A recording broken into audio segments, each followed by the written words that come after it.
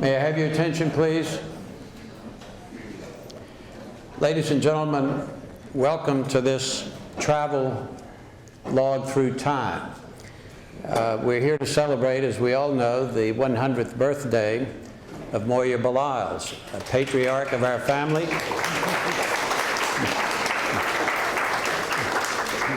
A father, uncle, cousin, friend, and at his assisted living center, the Landmark Center, he is also known as the mayor of Landmark. This family has, 100 years ago, was located almost entirely in Patrick County. In 1915, a century ago, the average lifespan of a man was 47 years old. In 100 years, our friend here, Uncle Moya, has seen a lot of people and a lot of progress and a lot of challenges, and is here to talk a little bit about it. He's very proud of the fact that today we have, the question is not certain whether we have 12 states represented here or 14, but I know of Texas, Florida, Colorado, Arizona, West Virginia, Maryland, Virginia, Massachusetts, and perhaps others. Kentucky, of course. That used to be a western part of the Commonwealth of Virginia. And in that 100 years, we have seen family members move all across the country. They've held a number of public and private offices, from governor, federal judge, Air Force colonel, city council, business leaders and CEOs, a missionary to Africa, lawyers and others. It is a remarkable family that he has seen grow up during his century. So, welcome, Mr. Mayor. We're delighted to have you here, and we have a few questions for you. How does it feel to be celebrating your 100th birthday? It feels a little bit old. When you were young, did you know anyone who was 100 years old? No. Did you ever think about growing to be 100 years old? No. Well, tell us about your first memory as a child living here in the mountains of Patrick County. Going to supper, I guess. Well, everyone remembers that, especially if they haven't eaten for a while.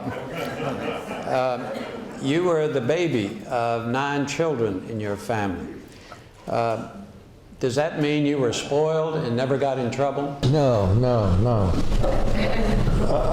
I didn't get spoiled, no. Did you ever get in trouble with your parents? No, indeed. I always mind them. I was a good boy.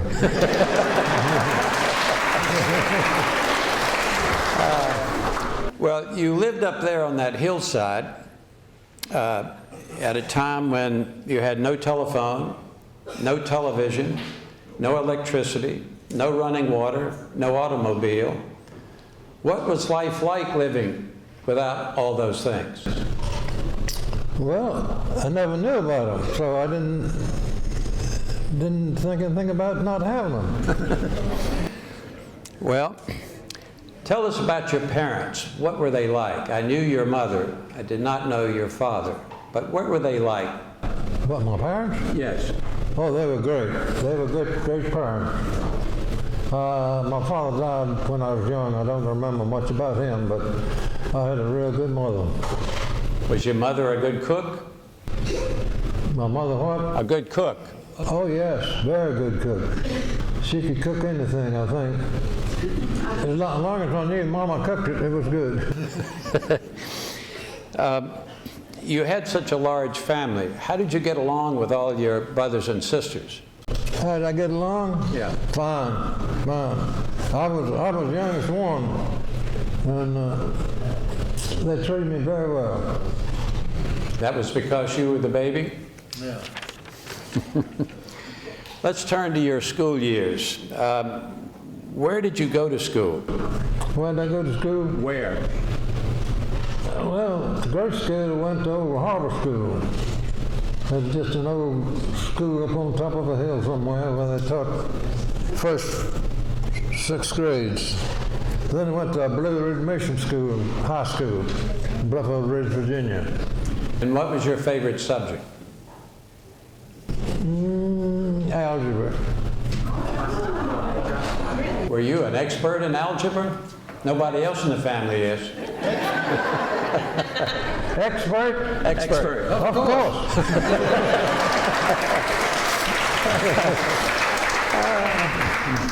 And you know, when you met a lot of people at that school, did you meet someone in particular while you were going to Blue Ridge Mission School? Oh, yes. Who was that? My wife, Pauline. She lived up on the mountain in Vesta, miles and miles away without cars and all those things. So how did you two meet, and how did she get to Buffalo Ridge Mission School, Blue Ridge Mission School? I think she had a sister that lived down there in walking distance. So she came down and stayed with her sister and walked to school. Was it love at first sight? I don't remember.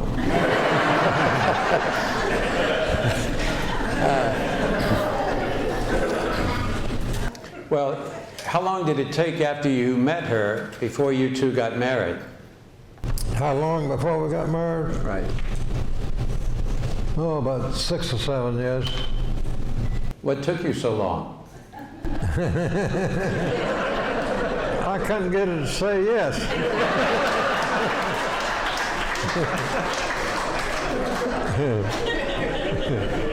And so after you two said yes to each other, you married and moved to Washington in the late 1930s, 1938, 39, something like that. Something like that. Why did you move to Washington? Well, I got a job up there.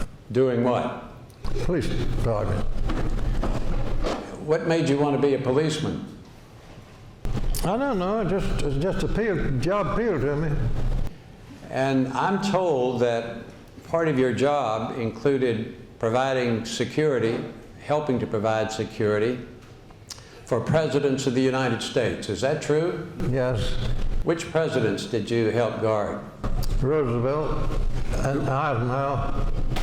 Truman and Kennedy.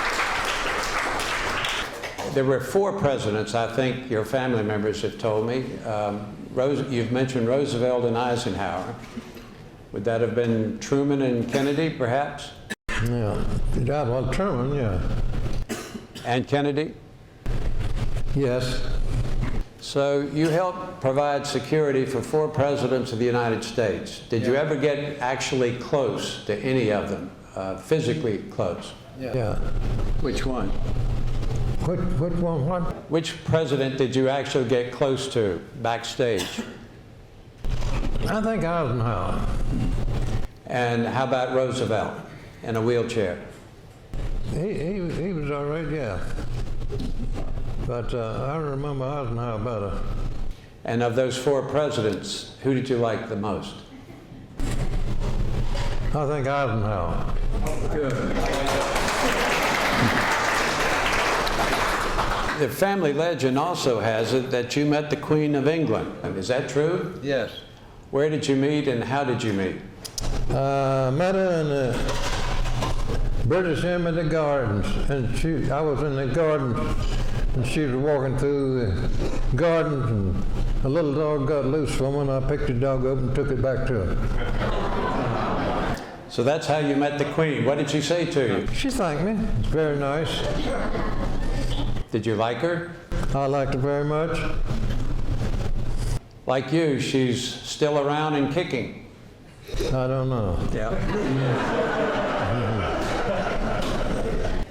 Tell us about being a policeman. Besides providing protection for the presidents and meeting the Queen, did you ride in a car, walk the street?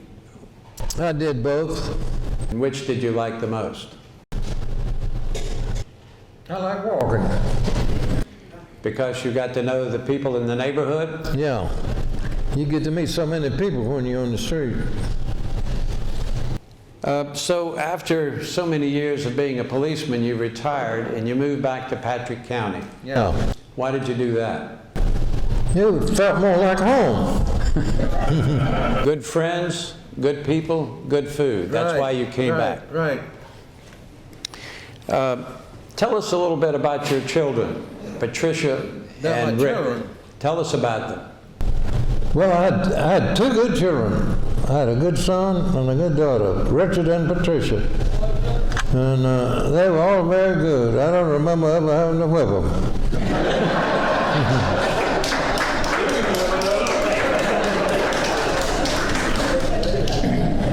And you've met their grandchildren and cousins and aunts, and now they all know that you are the mayor of Landmark.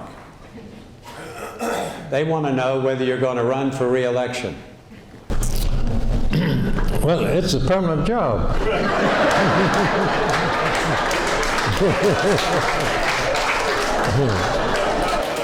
So you don't need to raise money for your election? No. No? How about some advice for people in this room who've not reached to be 100 years of age? What would you recommend to them? Well, kiss all the women again.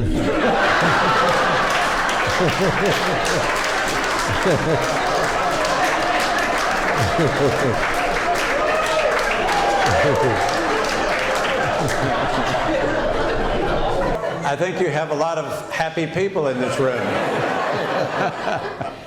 We're making this recording so that future generations will know what a big impact you've had on all of our lives. And we thank you very much, Uncle Moya, for being 100 years old.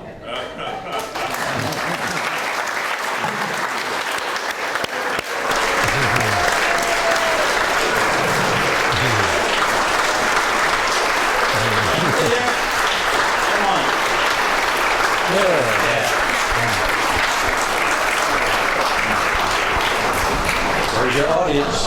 Yeah. Good audience. He said it's a good audience.